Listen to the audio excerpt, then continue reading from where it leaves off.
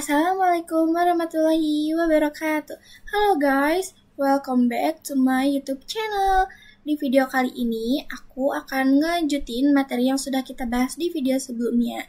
Nah, di video kali ini, aku akan melanjutkan ke bab 2, yaitu About Router OS MikroTik MTCNA atau singkatan dari MikroTik Certified Network Associate. Nah, cakupan materi di video kali ini yang pertama ada router OS dan router board, yang kedua ada router OS features, yang ketiga ada router board name, yang keempat ada router board type, dan yang terakhir ada arsitektur router board. Nah, seperti yang sudah kita bahas di video sebelumnya, MikroTik itu terdapat dua bentuk.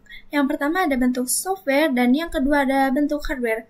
Router OS sendiri berbentuk software dari vendor MikroTik, sementara hardware lebih berbentuk ke perangkat fisik.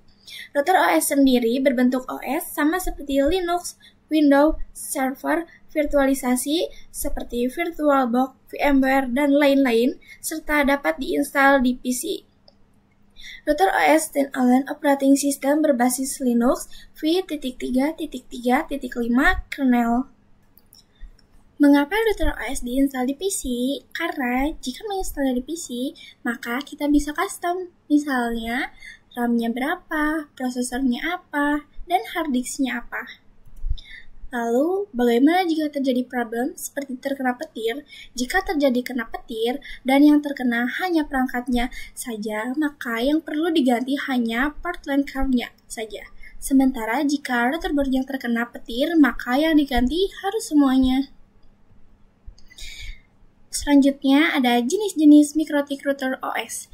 Nah, di sini yang pertama ada MikroTik X86-bit Aneto, yang kedua ada MikroTik Dinara, dan yang ketiga ada MikroTik Umba. Di sini, di ketiga jenis-jenis MikroTik ini, kalian bisa mencarinya di Google untuk lebih lanjut. Selanjutnya ada MikroTik router board. MikroTik built-in hardware board dibuat untuk menjalankan sistem operasi seperti router OS. Segala fitur bisa terdapat pada satu perangkat ataupun dapat diperuntukkan khusus sesuai kategorinya. Tersedia mulai dari low-end sampai dengan high-end router. Selanjutnya ada router OS features. Kenapa sih router OS banyak sekali peminatnya? Karena router OS memiliki banyak fitur.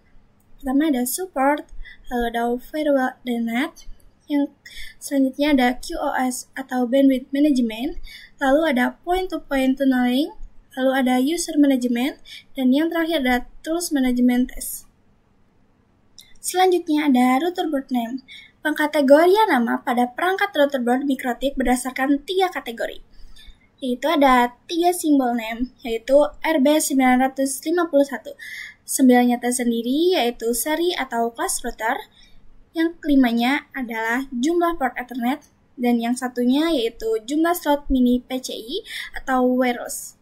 Lalu di sini ada word yaitu Omnitic Group XT yaitu lalu LHG atau Dynadisk, Cap, WAP, HAP, dan HEX. Lalu ada exceptional naming, lalu ada name disederhanakan dan disesuaikan dengan tahun pengembangan dan biasanya Ethernet-nya lebih dari 9 port. Lalu yang kedua ada contohnya yaitu RB600, 800, 1000, 1100, 1200, 2011, 3011, dan 4011. Lalu di sini ada router per type. Nah, jika teman-teman memiliki perangkat MikroTik, teman-teman bisa melihatnya pada belakang perangkat tersebut. Teman-teman bisa menganalisisnya sendiri dengan melihat kode-kode ini. Nah, ini ya teman-teman, kalian bisa melihatnya sendiri. Jika di belakang perangkat kalian ada UI, ini adalah berarti fitur board. Lalu ada strip 5AC, 2ND, yaitu fitur wireless. Lalu ada TC, yaitu jenis casing. Nah, yang terakhir ada arsitektur router board.